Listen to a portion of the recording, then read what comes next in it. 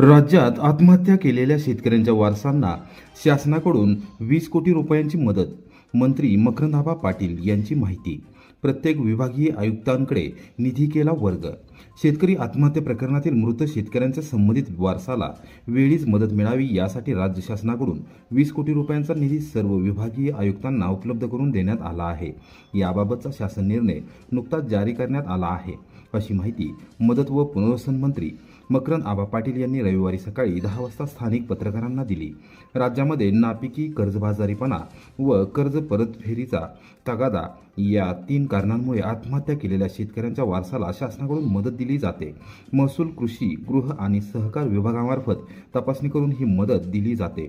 आत्महत्या केलेल्या शेतकऱ्याच्या वारसाला मदत करण्यासाठी विभागीय आयुक्त तथा नियंत्रक अधिकारी कोकण विभाग यांना 12 लाख रुपये, पुणे विभागासाठी 1 कोटी 6 लाख रुपये, नाशिक विभागासाठी 3 कोटी 39 लाख रुपये, छत्रपती संभाजीनगर विभागासाठी 4 कोटी 92 लाख रुपये, अमरावती विभागासाठी 6 कोटी 76 लाख रुपये आणि नागपूर विभागीय आयुक्त यांना 3 कोटी 75 लाख रुपयांचा निधी उपलब्ध करून दिला असल्याचे मंत्री पाटील यांनी नमूद. जनता दरबाराद्वारे जनतेचे प्रश्न सोडवण्यास सर्वोच्च प्राधान्य.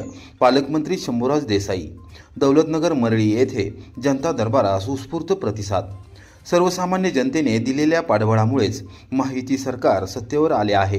या सरकारने सर्वसामान्य जनतेचे प्रश्न प्राधान्यक्रमाने सोडवण्यासाठी विशेष पुढाकार घेतला आहे. जनता दरबाराद्वारे जनतेचे प्रश्न सोडवले जात आहेत, अशी माहिती पालकमंत्री शंभूराज देसाई यांनी दिली. रविवारी सकाळी 11 वाजल्यापासून पाटण विधानसभा मतदारसंघातील दौलतनगर मरळी येथील जनसंपर्क कार्यालयात मंत्री देसाई यांचा जनता दरबार आयोजित करण्यात आला होता. त्यावेळी त्यांनी उपस्थित ग्रामस्थ आणि शेतकऱ्यांचे विविध समस्या आणि अडीअडचणी जाणून घेतल्यावर त्यावर तात्काळ कार्यवाही करण्याचे निर्देश संबंधित अधिकाऱ्यांना दिले. नागरिकांकडून आलेली निवेदने स्वीकारून ती वाचली, नागरिकांचे म्हणणे जाणून घेतले आणि त्यावर योग्य ती सकारात्मक कार्यवाही करण्याचे निर्देश संबंधित अधिकाऱ्यांना दिले. यावेळी शिवसेनेचे पदाधिकारी व कार्यकर्ते उपस्थित होते. फलटण तालुक्यात जोरदार अतिवृष्टी. शिंगणापूर आणि दहिवडीकडे जाणारे मार्ग गेले पाण्याखाली. लोकप्रतिनिधी जनतेच्या मदतीसाठी उतरले ऑन फील्ड. कायम दुष्काळाने होरपळणाऱ्या फलटण तालुक्याला यावर्षी अवकाळी पावसाने दिलासा दिला असला तरी 2 दिवस सुरू असलेल्या अतिवृष्टीमुळे जनजीवन विस्कळीत झाले आहे. रविवारी सकाळपासून पावसाचा जोर कायम असून फलटण दहिवडी, फलटण आसू आणि फलटण शिंगणापूर रस्ता पाण्याखाली गेले आहेत. स्थानिक लोकप्रतिनिधी जनतेच्या मदतीसाठी ऑन फील्ड उतरले असून त्यांनी अतिवृष्टी आणि पूर परिस्थितीच्या पार्श्वभूमीवर खबरदारी घेण्याचे आवाहन केले आहे. फलटण शहरासह तालुक्याच्या सर्वच भागात मुसळधार पाऊस सुरू असून ओढे नाले भरून वाहत आहेत. फलटण तालुक्यातील महत्त्वपूर्ण शिंगणापूर, दहिवडी आणि आसू रस्ता पाण्याखाली गेले असून वाहतूक पूर्णपणे ठप्प झाली आहे. फलटण एसटी बस स्थानकामध्ये सर्वत्र पाणीच पाणी असून खड्ड्यामध्ये पाणी साचल्याने छोटे मोठे अपघात होत आहेत. विधान परिषदेचे माजी सभापती आमदार श्रीमंत रामराजे नाईक निंबाळकर हे फलटण येथे जाण्यास निघाले असून ते सायंकाळी 5:30 वाजेपर्यंत फलटणमध्ये पोहोचणार आहेत. तोपर्यंत त्यांनी जनतेला खबरदारी घेण्याचे आवाहन समाज माध्यमांवरून केले आहे. आमदार सचिन पाटील हे सुद्धा दुपारी 3 वाजल्यापासून ऑन फील्ड उतरले असून त्यांनी जनतेला खबरदारी घेण्याचे आवाहन करत कोणतीही अडचण आली असता तर जनसंपर्क कार्यालयात अथवा समक्ष संपर्क साधण्याचे आवाहन केले आहे. माजी आमदार दीपक चव्हाण आणि जिल्हा परिषदेचे माजी अध्यक्ष श्रीमंत संजीवराजे नाईक निंबाळकर हे देखील सर्वसामान्य जनतेला दिलासा देण्यासाठी अतिवृष्टी आणि पूर परिस्थितीच्या पार्श्वभूमीवर लक्ष ठेवून आहेत. एकूणच ऐन उन्हाळ्यात फलटण तालुक्यात पूर परिस्थिती निर्माण झाली असून यावर्षी निश्चितपणे पाणी टंचाई भासणार नसल्याचे स्पष्ट झाले आहे. भूतपूर्व पावसामुळे फलटण तालुका व सातारा जिल्ह्यामध्ये जी परिस्थिती उद्भवलेली आहे, कधीही मदत लागली तर कधीही रात्री बेरात्री फोन करावा. फलटण तालुक्यातल्या जनतेला मी दिलासा देऊ इच्छितो की नेहमीप्रमाणे आम्ही सर्वजण आपल्या सेवेला आहे. संजीवराजे स्वतः फिरत आहेत. थोड्या वेळातच मी फलटणला येणार आहे, तेव्हा मदत प्रत्यक्ष होईल. आता फोनवरनं होऊ शकते.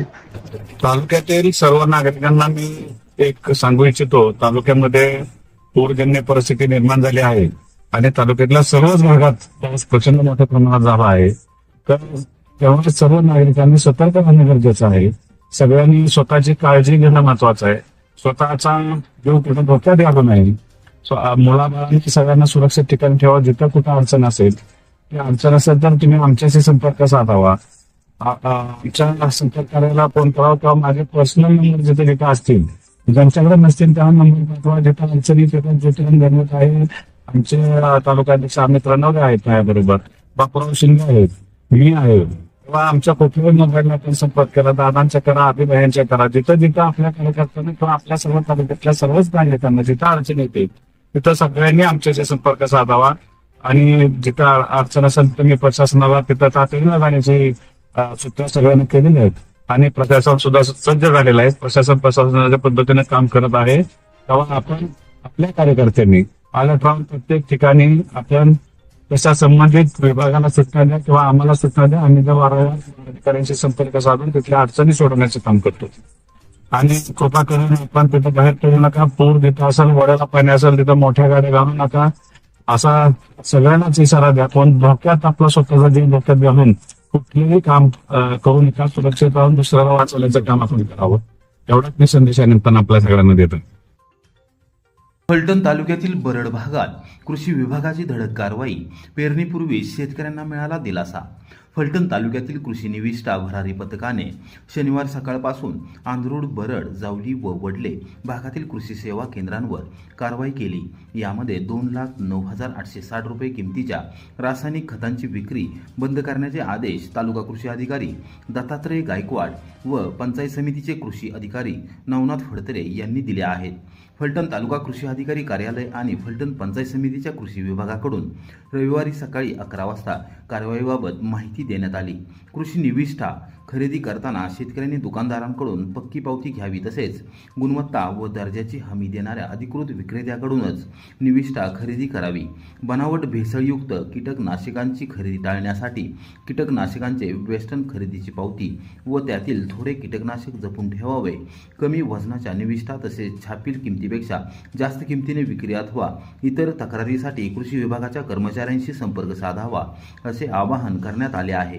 खात्यांच्या खरेदीची पावती पिकांची कापणी होईपर्यंत जपून ठेवाव्यात. भेसळीची शंका दूर करण्यासाठी खताची पाकिटे व गोणी सीलबंद, मोहरबंद असल्याची खात्री करावी.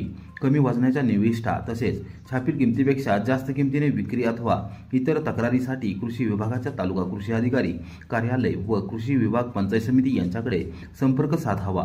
शेतकऱ्यांनी बियाणे, कीटकनाशके व रासायनिक खतांची खरेदी करताना परवानाधारक विक्रेत्यांकडूनच खरेदी करावी, असे गायकवाड यांनी सांगितले.